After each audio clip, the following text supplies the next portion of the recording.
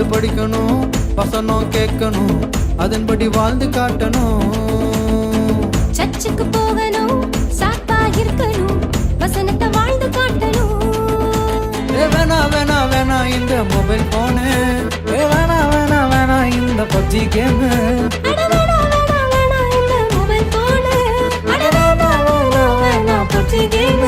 எனக்கு இயேசு மட்டும், அடடா இயேசு மட்டும், ஐயோ இயேசு மட்டும் என் கூட இருந்தா போதும். இந்த லேசினஸ் பொண்ணு எல்லாம் காணா போகும். அடடா இயேசு மட்டும் என் கூட இருந்தா போதும். இந்த சாத்தானோட வாழு எல்லாம்